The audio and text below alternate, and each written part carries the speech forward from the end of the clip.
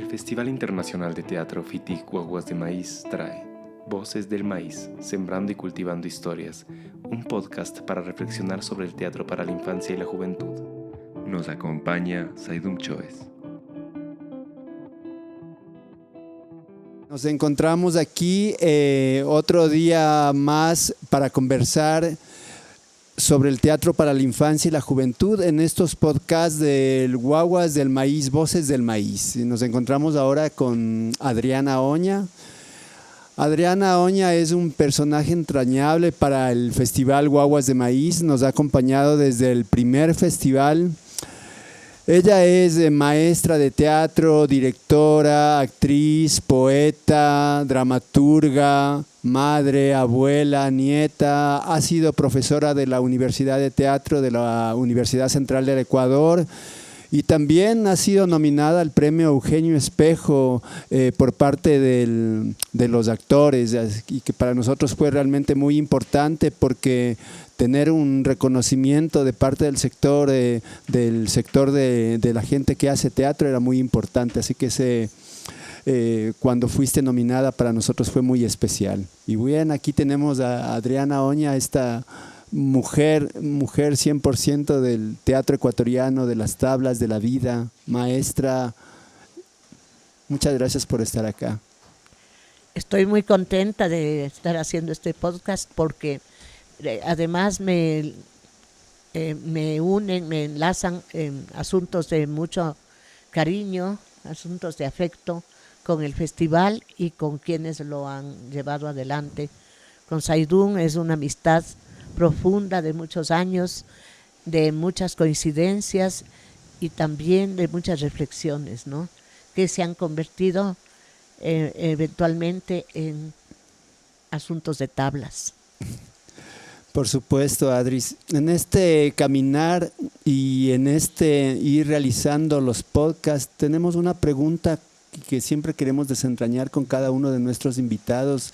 Es, cuando tú eras niña, cuando tú eras guagua, ¿cuál fue tu primer acercamiento que tuviste al arte o al teatro que te cambió la vida? Verdaderamente, yo creo que si se pregunta a la mayor parte de gente de teatro, hay eventos cruciales en la infancia que son los que determinan nuestro destino en el teatro, ¿no? Yo tengo 3 momentos muy bien localizados en eso, ¿no? El primero seguramente es el que recuerdo con más magia, el que tiene más magia en mi memoria. Y yo vivía en la Don Bosco, en La Tola. Pasé ahí en la casa de mis abuelos, mi infancia, mi primera infancia, y una noche se paró un camión. Seguramente pienso ahora que no era un camión muy elegante ni muy nuevo, que era el camión de la fantasía de la Casa de la Cultura. Y entonces presentaron Caperucita Roja. Me acuerdo perfectamente de unos títeres bastante pequeños, con unas cabezas chiquitas y unas túnicas que seguramente cubrían solo hasta la muñeca de quienes les manipulaban, y presentaron la Caperucita Roja. No alcanzo a recordar los detalles, pero creo que no eran como muy preciosistas los muñecos, pero fue de tal magnitud el impacto que generaron en mí. Recuerdo la sensación de las luces, de colores, recuerdo la proximidad entre los títeres, y ese fue el momento que definió no solamente mi vida de artista, sino mi imaginario, mis sueños, esa parte fantástica que encierra el mundo de un ser humano, ¿no?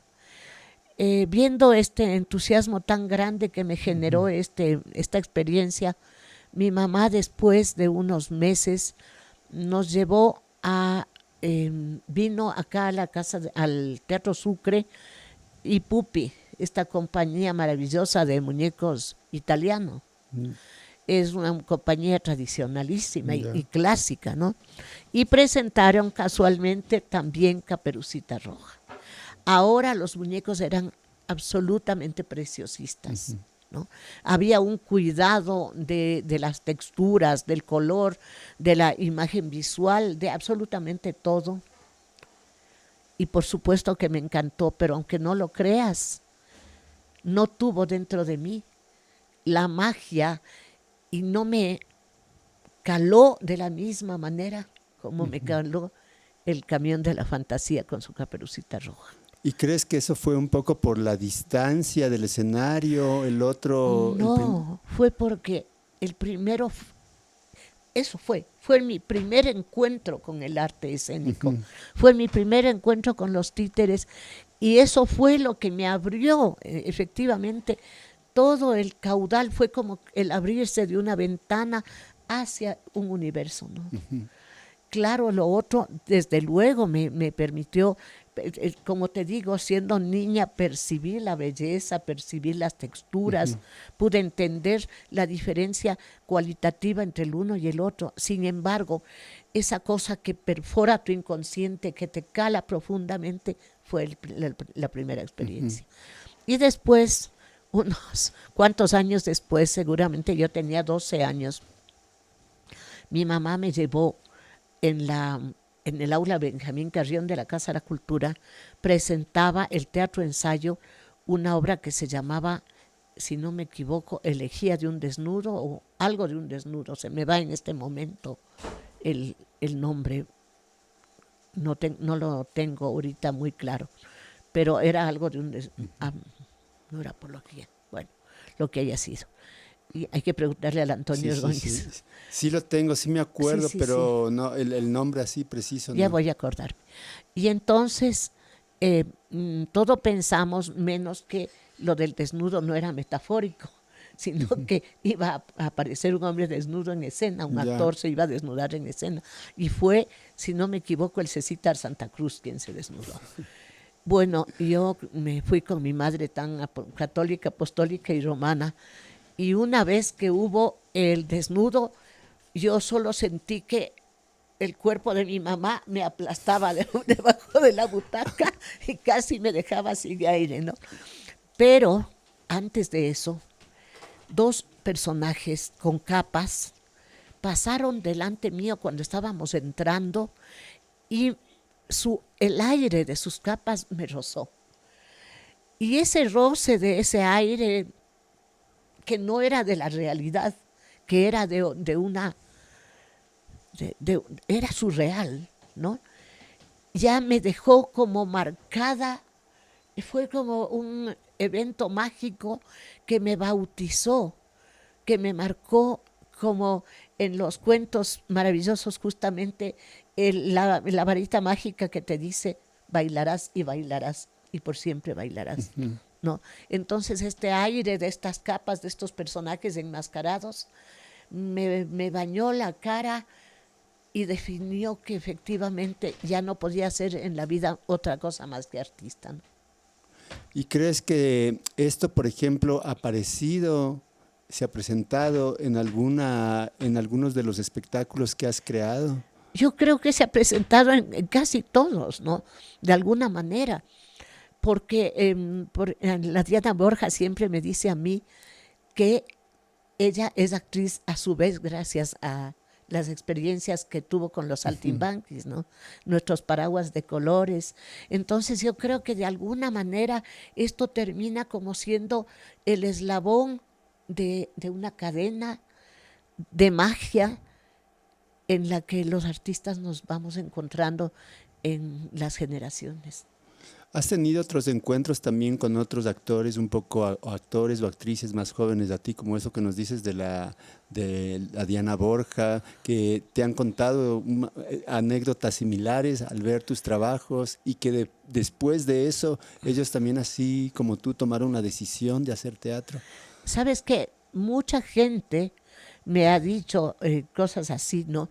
Hay una chica en mi barrio que me dijo, yo te veía cuando yo era guagua Y yo creo que eso definió también el hecho de que ahora esté haciendo teatro.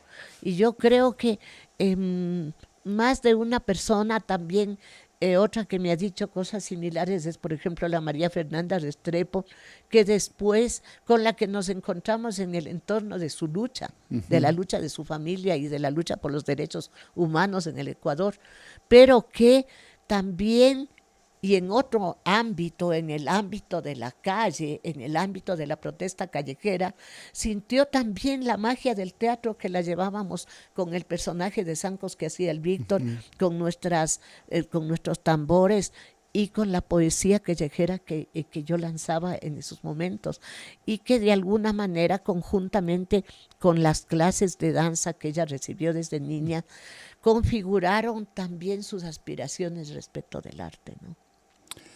Tú, además de todo tu trabajo y tu propuesta, esto que señalas, también como que has transitado por toda la cuestión de los movimientos sociales, Sí. has transitado en todas las luchas. Así es. ¿Cómo ha sido todo este proceso un poco en cuanto a la creación? ¿Cómo influye lo uno a lo otro y cómo lo creativo también influye en toda la cuestión de la lucha popular? Influye mucho porque yo creo firmemente que la esencia misma del trabajo artístico es la recreación de la realidad, ¿no? Se dice que no hay nada nuevo bajo el sol y que lo que hacemos los artistas y las artistas es simplemente una reordenación de los elementos de la realidad. Entonces, en esa esencia recreadora de la realidad, no, esa esencia recreadora de la realidad no puede estar separada de nuestras aspiraciones de recrear la realidad social que nos envuelve, ¿no? Donde estamos inmersos e inmersas, no solamente en lo local, sino también en lo universal. Entonces yo no concibo el trabajo de un artista, mi propio trabajo, sin que esto me toque y me obligue y me comprometa a interesarme y a involucrarme en actividades que recreen la realidad. A veces desde lo radical, desde la lucha callejera que ha tocado y que toca y seguramente tocará, ¿no? Entonces, considero que no puede, en contrario a lo que en estos días he estado viendo precisamente en las redes, hay muchos artistas actualmente que defienden una asepsia política e ideológica. Cuando yo empecé a desarrollar mi trabajo artístico, no se podía concebir un artista que no estuviera comprometido o comprometida políticamente. Las cosas han ido cambiando, el pensamiento neoliberal ha hecho su horrible trabajo y hay mucha gente que no entiende que, para empezar, toda actividad en la vida es política, pero además el arte, al ser comunicación, esencialmente comunicación sensible, comunicación estética, comunicación afectiva y espiritual, no puede dejar de ser política, ¿no? No sé si has escuchado este sociólogo Hashward, que él ha desarrollado todo el trabajo sobre la cuestión de la memoria colectiva, la memoria individual, y él habla sobre la cuestión de los marcos, estos marcos de memoria, estos marcos sociales que son fundamentales porque se gestan con la familia. En el caso del teatro para la infancia y la juventud, por ejemplo, ¿tú crees que se puede generar estos marcos que a la final, cuando estas personas, niños, niñas, después de ver un espectáculo de teatro, puedan transformarse en alguna medida? Claro que sí, pero mucho más allá incluso. Yo creo que las prácticas familiares, ahorita veníamos conversando contigo mientras veníamos en el carro, de estos apegos de la memoria a las tradiciones familiares que tienen algo de nuestra propia hibridez cultural y religiosa. Por ejemplo, las prácticas navideñas de los villancicos, etcétera, ¿no? Yo creo que en estos destellos de fantasía de las prácticas familiares, en la misma estética de la comida, en la estética de la palabra, ¿no? Ya se se crean estos marcos también, ¿no? Yo tuve la suerte de tener dos abuelas muy distintas entre sí, pero que yo creo que soy de alguna manera el resultado de esta amalgama, ¿no? Mientras mi abuela materna era de una esencia mucho más popular, enamorada de la fiesta de los inocentes y de los disfraces, entusiasta, tenía esa cosa, ese entusiasmo y esa emoción del disfraz, ¿no? Tanto que se disfrazaba ella y a sus 8 hijos en todas las fiestas populares. No así mi abuelo, que permanecía totalmente escéptico y fruncido al respecto. Pero yo creo que ese entusiasmo de mi abuela por la fiesta popular y por el disfraz, y también por la copla y por la loa y por el arte verbal, marcaron gran parte de mis intereses desde mi oficio teatral. Por otro lado, mi abuela paterna, que era una mujer mucho más refinada, pintaba, hablaba francés, pintaba y bordaba, y escuchaba música y creo que practicaba algún instrumento. Entonces también ese refinamiento de su pintura influyó en mí, en entender la necesidad de buscar en el detalle, ¿no? Entonces yo creo que de alguna manera, aunque ni siquiera se querían las dos consuegras, en mí encontraron, dejaron su legado y se amalgamaron en mí, ¿no? Cuando hablas de la fiesta popular, tú has indagado mucho acerca de la fiesta popular, de lo andino. Yo creo que de pronto eres justamente una de las primeras que se motiva a eso dentro de la generación de los 80, que se motiva por toda esta cuestión de lo andino y de buscar esa teatralidad que digamos que está latente ahí en la fiesta popular. Claro. En el caso del teatro para la infancia y la juventud, ¿cómo fluye esto de lo andino? ¿Cómo ha sido ese trabajar desde lo andino? Bueno, en primer lugar, lo andino nos trae una cantidad de elementos hacia el teatro y por supuesto es el teatro popular.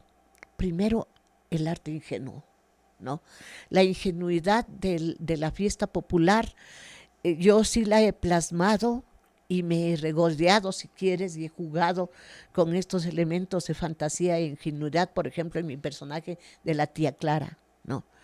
Hay una lúdica que establece un intercambio permanente de roles comunicacionales en la fiesta popular, que llevado al teatro puede generar también la posibilidad de la interacción con el público, sin que esta interacción sea mecánica, que es lo que suele suceder, ¿no?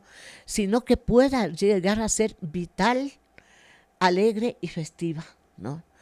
Está también la cuestión del arte verbal, que se encuentra con el interés del niño por los juegos verbales, ¿no? Por los juegos verbales.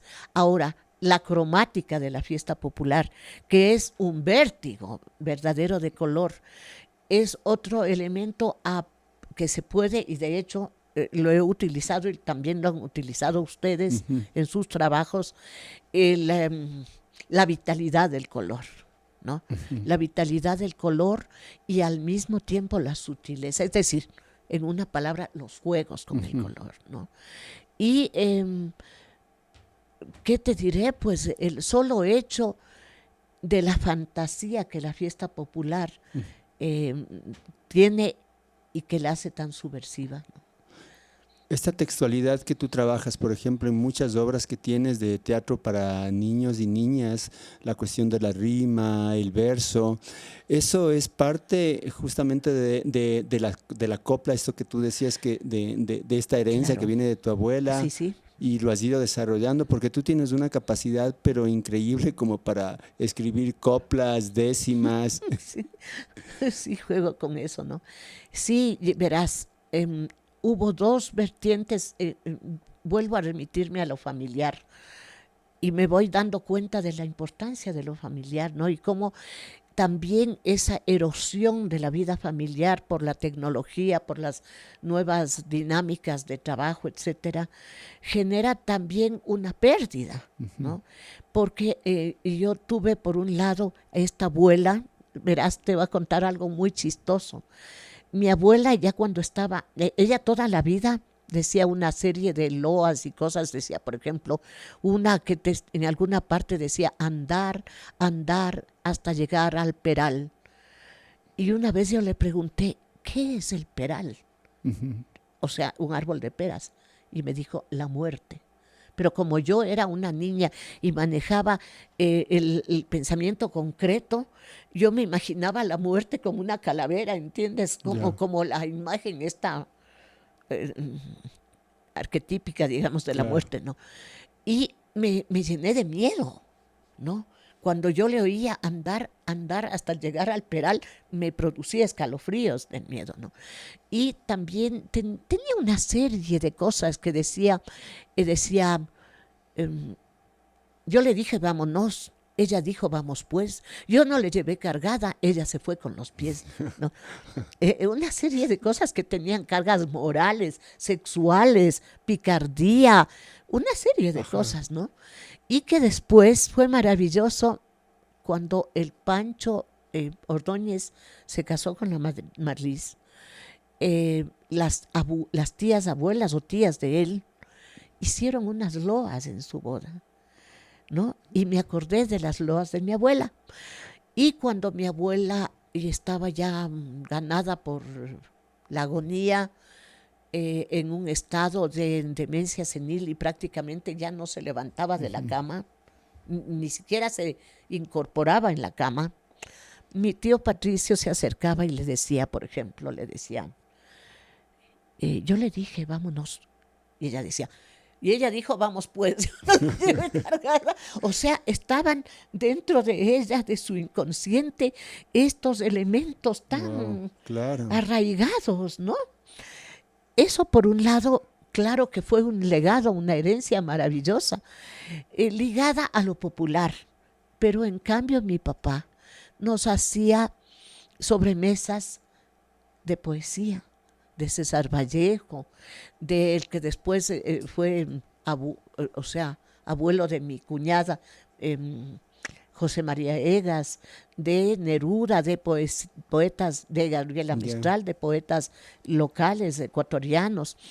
Entonces, yo creo, de Rafael Pombo, no sé si conoces, sí, maravilloso, el de la pobre viejecita sin nadita que comer.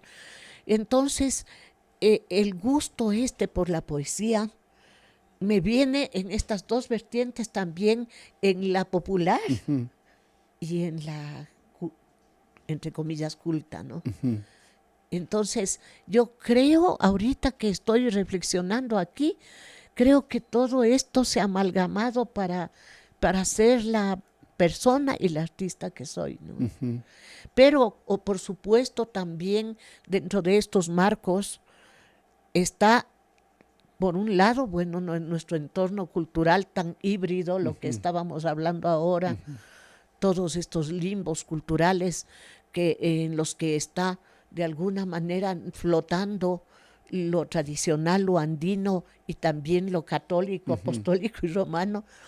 Y por otro lado también las experiencias del teatro que he visto, del teatro que he vivido como espectadora, del teatro de nuestros padres en el teatro ecuatoriano, y de lo que he podido ver también de teatro latinoamericano y mundial. Es decir, como creadores nos impregnamos de tantos estímulos, de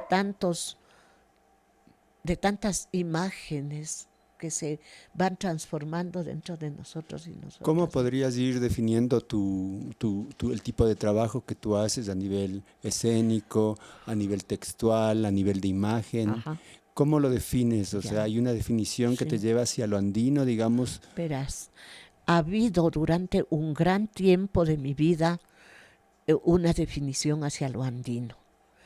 Sin embargo, también me he permitido, empecé con el trabajo que hice sobre la torera, a buscar lo local, pero ya lo urbano también, lo local urbano, de experiencias y de imágenes de las que me nutrí también en la infancia, como la presencia de la torera en las calles del centro histórico. El centro histórico, la arquitectura urbana también fue para mí súper importante, ¿no? Entonces, de ahí he pasado a este último trabajo, Antropofagia, que es un trabajo más bien, podría decirse que occidental de alguna manera, sin que lo sea del todo, porque soy una mestiza, Claro. ¿no? Pero lo que sí te puedo decir, si hago una observación de todo mi camino y de toda esta trayectoria, es que la constante ha sido lo poético, ¿no? El mismo Aristóteles decía que hablaba de la poética, ¿no? Hablaba de la poética, tiene su obra La Poética, y nos entrega, no directamente, pero nos entrega la noción de que el teatro es por sobre todas las cosas poética, poesía, ¿no? Yo entonces me he aferrado a esta noción y he considerado que el teatro es poesía en movimiento, poesía tridimensional, y yo creo que mi trabajo se podría definir como un trabajo poético y simbólico, ¿no? Donde las imágenes poéticas y simbólicas intentan apelar a la parte sensible del espectador, de la espectadora, para transformarse posteriormente en reflexión, pero entrar por la vía de lo sensible y de lo sensorial, desde lo poético. Y en este caso, ¿cómo se da esto que estás manifestando tú, que entra hacia lo sensible, en el caso de las niñas y niños, por ejemplo? ¿Cómo se da todo este proceso? Claro, verás. En primer lugar, como he dicho muchas veces ya, y no me cansaré de insistir, hay que tener siempre claro que el arte es una forma de comunicación. Por tanto, las leyes de la comunicación y este famoso esquema de la comunicación emisor, receptor, mensaje, está permanentemente presente en el teatro, en el arte. Y por lo tanto, no podemos ni un solo momento dejar de tener presente quién es el receptor. No. Es decir, los lenguajes que maneja el receptor, las estructuras mismas que constituyen al receptor, los intereses del receptor, todos estos elementos son fundamentales a la hora de trabajar el teatro infantil, ¿no? Entender que el niño, la niña manejan el pensamiento concreto, es decir, que todo lo que tú le des de abstracción va a ser como lo que te acabo de contar del andar y andar hasta llegar al peral. Es la muerte, es la muerte, es una calavera. Entonces, encontrar la vía de una poética donde el niño y la niña no tengan que forzar o no sean forzados ni se produzca una violencia en su forma de entender el mundo. Por lo tanto, yo creo que aún en el juego, aún en la euforia, aún en los momentos más locos del juego, siempre hay que caminar de puntillas en el teatro infantil. Siempre hay que tener muchísima sutileza para no herir, para no impresionar de mala manera, para permitir una reelaboración de la experiencia que sea amigable. Me acuerdo que nuestro querido y desaparecido, literalmente desaparecido, Alejandro Jovel, me acusaba y me decía, tu trabajo es demasiado yin, te hace falta más yang. Posiblemente, ¿no? Posiblemente, aunque creo que el de él también. ¡Ay! Un trueno a propósito. A propósito de asustar, será el Alejandro. Cálmate, Alejandro, no estoy diciendo nada malo de ti. Qué chévere, si es que se ha hecho presente, qué chévere. Un saludo para él. Él está en el Peral ahora. Entonces, yo creo firmemente que es necesario tener un enorme cuidado con el trabajo para niños y niñas, ¿no? Yo misma me acuerdo, porque uno aprende de sus errores. Me acuerdo una vez que teníamos esta obra del circo de Chiripitiflus, que fue una de nuestras primeras obras, y teníamos un león bocón, ¿no? Y entonces un niño estaba viendo, y yo me acerco y le abro la boca del león. Y el pobre guagua se pegó un susto tan grande, ¿no? Un susto tan grande. Y claro, me sentí pésimo yo. Y entendí ese rato que realmente esto hay que llevarlo a las máximas consecuencias, lo de la sutileza, ¿no? Lo del respeto, lo de la delicadeza, pero obviamente entendiendo que uno de los elementos fundamentales del crecimiento y del desarrollo mismo de los niños y las niñas es el juego. Entonces yo creo que todo lo que hagamos en escena tiene que tener una enorme carga lúdica también, ¿no? En el caso del público, de niñas y niñas, cuando tú has hecho las funciones, por ejemplo, en comunidades o en escuelas, en la ciudad, ¿cómo ha sido la diferencia entre los niños de las comunidades, por ejemplo, Sí. y los niños de la ciudad, Bueno, niñas y niñas? En primer lugar, hay que reconocer que hay una mucho mayor avidez en los niños y las niñas de comunidades. Precisamente por dos razones, creo yo. Primero, porque no tienen un acceso permanente ni común a estos elementos, a estos eventos, ¿no? Y esto es otra cosa que es clara, que dependiendo en esta estratificación social en la que vivimos, dependiendo de dónde se ubique el público infantil en esa estratificación, tiene más o menos valoración también del evento como tal. Hay quienes tienen una enorme estimulación en ese sentido. Entonces ya no es un elemento extraordinario para ellos, ¿no? No tienen el mismo... esa palabra, la misma avidez tal vez, ¿no? Entonces tú tienes que redoblar el factor sorpresa, el elemento del juego y la misma energía para atraparlas, sostenerlas, ¿no? Pero esta cosa de la comunidad, mientras más perdida, mientras más aislada, hay una mayor avidez, pero también está este elemento de que en las leyes de la dominación cultural dice el dominante es esencialmente influyente y el dominado es esencialmente influenciable. Entonces el dominado está como una aspiradora dispuesto a recibir y a replicar todo lo que la urbe o el urbano le pueda dar, claro, ¿no? Entonces también hay que ir en ese sentido con cuidado de qué es lo que tú vas a entregar. Y si tú tienes la posibilidad de entregar más bien algo que tenga un producto artístico que tenga algo de ellos, es mucho más mejor, más amigable. Yo creo que uno de nuestros compromisos es mostrarle a la gente su propia riqueza, ¿no? Su propia belleza, su propia poesía, la riqueza de su cultura y de su vida y de sí mismos, ¿no? ¿Y cómo funciona esta cuestión de más allá de las niñas y niños en el sentido de la familiaridad? ¿Cómo vas construyendo comunidad también alrededor, por ejemplo, del teatro para la infancia? Que digamos el teatro para la infancia y la juventud convoca no solamente a los adultos, sino convoca a niños y niñas, que claro, digamos las obras son específicamente para ellos, pero se vive la comunidad. A la familia, claro, y a la comunidad.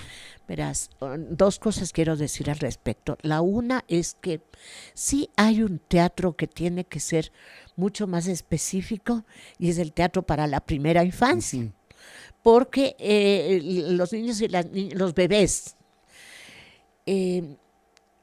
no pueden seguir mucho una historia y más bien pueden seguir los estímulos sensoriales, ¿no es cierto? Pero una vez que han cruzado determinada edad y que ya puedes tú presentarles una historia o captan más la historia, entonces ese teatro se convierte no solo para niños y niñas, sino efectivamente para la comunidad, para esta palabra que en los Andes es el Ayllu, que es esta familia ampliada que es la comunidad. Porque en cualquier sala de teatro urbana donde se presente teatro infantil, hemos visto cómo padres y madres disfrutan tanto o más que los niños. Muchas veces recuperan aspectos de su infancia en el acompañar a sus hijos e hijas. Y eso se extiende a la comunidad cuando uno va, o cuando el grupo o el actor y la actriz vamos a comunidades, qué sé yo, indígenas o a poblaciones, a comunidades populares. Se puede ver cómo nuestra presencia es un entusiasmo para toda la gente, ¿no? Acabo de hacer la Caricina hace pocos días, mi monólogo, y hay una parte que digo: desde el valle a la montaña y de la selva hasta el mar, con mi carita pintada memorias fui a despertar, y fui regando simientes de sueños y de cariño en los ojos de las gentes, de los viejos, de los niños, ¿no? ¿Por qué? Yo creo que hay una parte de nosotros y nosotras que nunca se desprendió de la infancia, que sigue estando dispuesta a disfrutar con lo ingenuo, con lo diáfano y con el juego. Eso, mientras menos lo perdamos, mejor, ¿no? En el mundo andino, ¿tú has sentido en toda la experiencia que tienes y el trabajo que has hecho comunitario también y en esta interrelación, has sentido como esa diferencia entre el niño, niña, el adolescente, los papás, las mamás, las abuelas? ¿Cómo es ese sentir? O sea, obviamente, cada edad tiene sus particularidades. Eso es inevitable, es parte de nuestros procesos vitales, ¿no? El niño y la niña están nuevos en el mundo y por tanto descubrir el mundo está cargado de ingenuidad y también de vulnerabilidad. El caso de los y las adolescentes es el duelo de la infancia, la incertidumbre ante la adultez, la aparición de los primeros problemas existenciales, la necesidad de aprobación y de aceptación del grupo, el adulto, la adulta con sus responsabilidades que muchas veces pesan excesivamente en los hombros, en las espaldas, los ancianos y ancianas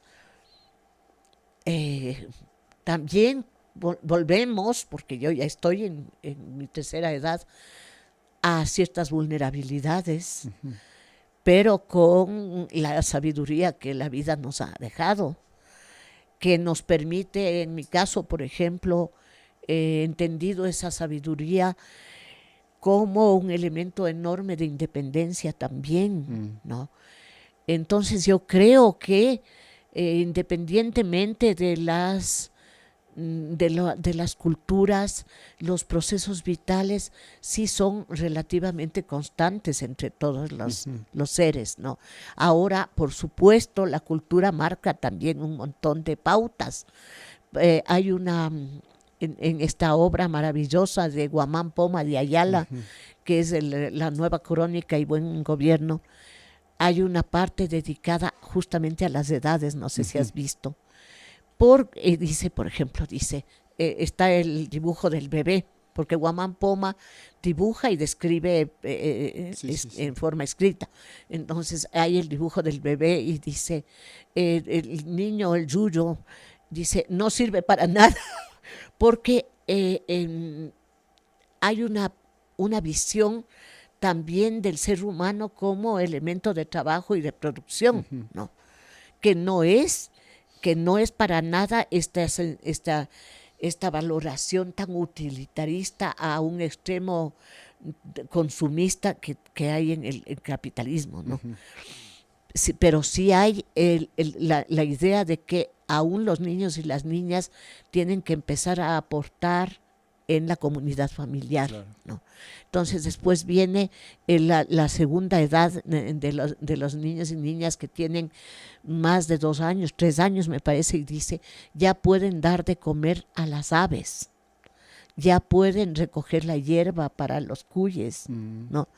Y así sucesivamente hasta las edades avanzadas, donde dice, todavía puede tejer, ¿no? Yeah. Entonces, me parece maravilloso que sin violencia y desde un sentido de cooperativismo comunitario, todas las edades puedan ser consideradas de aporte, claro, a la vida de la comunidad. Y me trae a la reflexión, perdóname que tal vez me salgo del tema, pero me trae a la reflexión en la escuela donde mi hija Tamia hizo parte de su educación, que se llamaba Karl Popper y que ya no existe, así que no es una cuña publicitaria, y que decía, el principio de esta escuela, la mujer que lo creó decía que los niños y las niñas solo pueden desarrollarse y crecer y evolucionar en la medida en que se sientan aportativos a su comunidad, ¿no?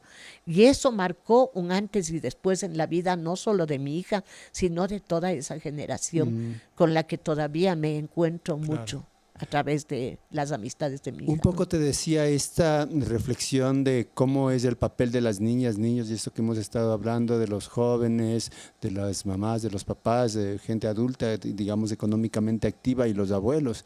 Porque la compañera Irma de la Escuela Tránsito Amaguaña nos contaba que ella, que fue partícipe y conoció directamente a Tránsito Amaguaña, nos comentaba que, claro, que para Tránsito Amaguaña era como que la comunidad en vivo, ¿no? O sea, cada uno de estos elementos que la conforman era fundamental, y en todos esos procesos también de reivindicación, de lucha, o sea, la comunidad camina junta, ¿no? Claro, y ahí, y en el caso de la mamá Tránsito, que también tuve el placer, porque conocerla a ella era por sobre todas las cosas un placer, pudo mantener en su ser la vitalidad de todas estas partes del ser presentes, ¿no?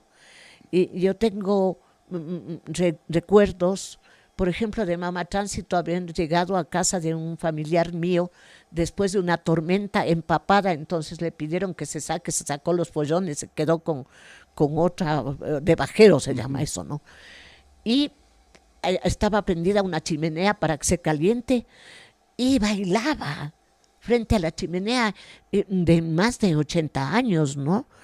Entonces, ella realmente me hace comprender que lo que tú dices, que decía mamá Tránsito, es saludable y vital para la construcción de un ser humano pleno, ¿no? El ser en todos los momentos de su vida aportativo, ¿no? Y aportativa. El aportar desde el cuidado de la casa hasta todos los elementos de la vida comunitaria, desde sus capacidades y desde su condición, ¿no? Cosa que no siempre ha sido entendida así por el entorno cultural en el que hemos vivido, y ¿no? Esto de vivir en comunidad también, ¿no? Claro. O sea, en ese sentido, por ejemplo, el Teatro para la Infancia y la Juventud permitiría, digamos, utópicamente, no sé, cómo vivir esta comunidad. No solo utópicamente, absolutamente prácticamente, ¿no? Por supuesto, porque el teatro nuclea,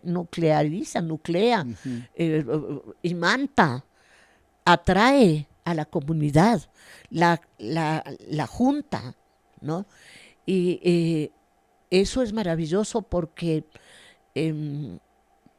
cuando vamos como artistas ajenos, digamos, a la comunidad, extraños a la comunidad en cierta medida, también tenemos que saber cómo entrar en ella, ¿no? Por ejemplo, en las comunidades indígenas no se puede romper las dinámicas de trabajo y de vida en cualquier momento. Tú no puedes aterrizar en cualquier día y coger un megáfono y decir vengan al teatro. Uh-huh. Tú tienes que ver los momentos en que las dinámicas comunitarias lo permiten. Y el momento más apto es el de la feria, porque las personas van a la feria esperando encontrar elementos extracotidianos, sorpresas, esperando que el encuentro en la feria de alguna manera les sorprenda, ¿no? Uh-huh. Entonces ahí es donde el teatro perfectamente entra, ¿no? Con respecto a esto que dices, entonces, en este teatro que tú has hecho y que se ha caracterizado, digámoslo así, que es un teatro festivo, es un teatro popular, ¿crees que has buscado eso, justamente, incidir en esa feria con todo tu trabajo? Por supuesto, ¿no? Incidir, pero no imponer. Incidir entendiendo, estudiando, observando y desarrollando elementos de esas mismas culturas, ¿no? Para poder llevar recreado desde luego, pero elementos que sean reconocibles y también que creen nexos afectivos entre lo que viven y lo que ven, uh-huh. ¿no?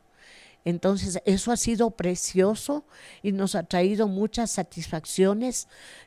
Tuvimos un trabajo en el que participó, por cierto, además de Víctor Ramos, participó el Héctor Cisneros, que ahora es director de Los Perros Callejeros, uh-huh. y que él le llamaba la Divina Comedia, pero en realidad se llamaba Inti Pacpaya, que quiere decir la elegida del sol, a pesar de lo cual en la prensa siempre nos ponían Inti Papayacta, sí. Se equivocaban y ponían Inti Papayacta, que quiere decir el campo de papas del sol, ¿no? En este trabajo que justo ayer retiré, ha estado por años en la parte, ¿cómo se llama? En el Facebook, la foto que tienes en el fondo de tu muro. La foto de perfil. Sí, hay dos, ¿no? La que está en el circulito, ajá. Esa no la toqué, y la que está en el fondo, ¿no? Y entonces ayer la saqué para poner la foto de la mujer que llora por el hombre que se ha muerto, ¿no? ¿Qué es lo que estamos viviendo ahora en nuestra realidad dolida de ecuatorianos y ecuatorianas, viendo cómo han maltratado a nuestros indígenas, a nuestros pueblos originarios de la manera más misericordia, canallesca, delincuencial, mentirosa? Perdóname, esto no está en el, pero es una cosa que no puedo dejar de llorarla, dejar de sentirla. Entonces he cambiado la foto de mi perfil para poner esa foto de esta mamá, este gesto de dolor y de llanto. Pero antes estaba en la foto de Inti Pacpaya, uh-huh. Lo que te estaba contando. Si quieres, quita esta parte, perdóname. Inti Pacpaya, que nos dio la satisfacción de que cuando llevábamos a comunidades, precisamente trabajamos mucho difundiéndola en las comunidades de Imbabura, en estos lugares que ahora han sido tan maltratados. La idea que nosotros tuvimos, porque es un mito de la aparición del lago Imbacocha, o sea, del lago de San Pablo, y quisimos mostrar. Nuestro objetivo en esta obra, uno de nuestros objetivos principales, era mostrar con la máxima belleza, tanto visual como literaria y musical, su propia cultura, devolverles sus propias creencias y sus propios elementos culturales, pero desde la elaboración, digamos, desde extraer la máxima belleza de ellos, ¿no? Uh-huh. Y cuando llevamos a las comunidades y se encontraron consigo mismos en la versión más bella de sí mismos, hubo reacciones enormemente emotivas, incluso hubo gente que se llegó a desmayar, un dirigente enorme además que se cayó desmayado después de llorar. Yo lo vi llorar durante la función, y cuando le preguntamos dijo, es que realmente yo veía y decía, esta belleza somos, ¿no? Después de que han sido y son tan menospreciados, parecería que ya hubiéramos superado en alguna medida el racismo, y sin embargo tal vez no lo sea, ¿no? Pero el verse en el esplendor de su belleza, el poder llevar a una comunidad un espejo de sí mismos, porque el arte siempre es en alguna medida un espejo, pero no es un espejo naturalista, realista, sino que es un espejo que pone la lupa en determinados aspectos de la realidad que refleja, ¿no es cierto? Entonces poner la lupa en la belleza nos ha parecido un acto de reivindicación, ¿no?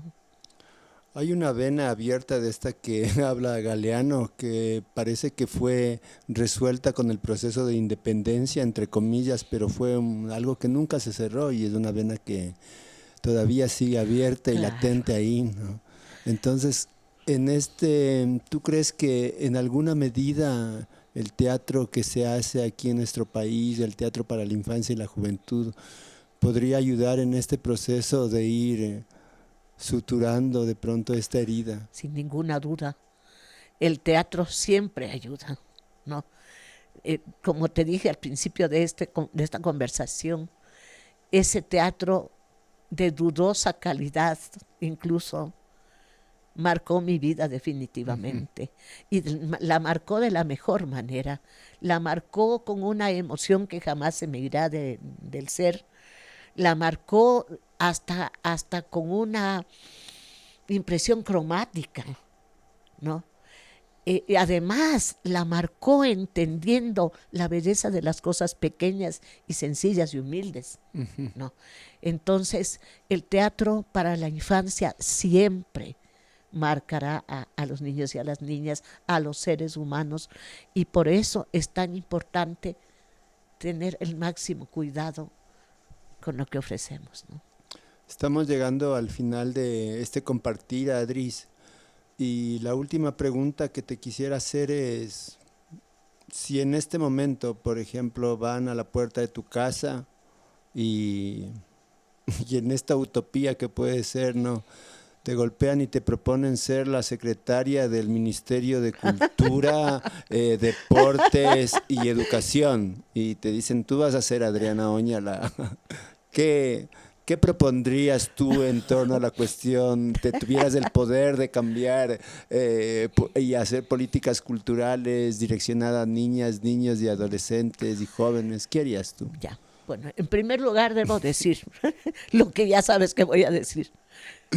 Si fuera ahora, no aceptaría. Pero si es en el hipotético caso de que en una condición favorable me pudieran proponer, que alguna vez lo hicieron, yo lo primero que pienso es que en estos ámbitos de administración cultural y de emisión de políticas públicas, se tiene que entender por sobre todas las cosas la diversidad, ¿no? Y se tienen que entender las particularidades dentro de esa diversidad, que es algo que desgraciadamente hasta ahora no se ha resuelto. Lo que acabas de decir tú, que se creyó que se iba a resolver creyó a Cefú, que se iba a resolver con la independencia, y después de muchos años, y sigue vigente la frase, el último día de despotismo y el primero de lo mismo, ¿no? Entonces, en primer lugar, como te decía, el tomar en cuenta, analizar y administrar la diversidad. En segundo lugar, dentro de esa misma diversidad, las particularidades, que es fundamental. Y dentro de ese concepto de particularidades, entender que si bien es cierto lo que tanto se ha dicho en esta conversación, que el teatro para la infancia es un teatro que termina siendo para la familia y para la comunidad, sin embargo tenemos que entender que el destinatario directo es el niño y la niña, y que son sus intereses, su imaginario, su cuerpo emocional, afectivo y mental, el que tiene que ser tomado en cuenta a la hora de todos los trabajos culturales y artísticos que vayan dirigidos a ellos y a ellas, ¿no? Muchas gracias, Adris, por darte el tiempo para estar aquí y compartir tu sabiduría y tu conocimiento. Muchas gracias a ti por creer que tengo sabiduría y conocimiento, que yo muchas veces dudo de ello, pero te agradezco porque nuestras conversaciones siempre son las conversaciones que enriquecen a dos artistas. El Festival Internacional de Teatro Fiti-Guaguas de Maíz trajo Voces del Maíz, Sembrando y Cultivando Historias, un podcast para reflexionar sobre el teatro para la infancia y la juventud. Nos acompañó Saidun Choes. Recuerdo, memoria e insurgencia.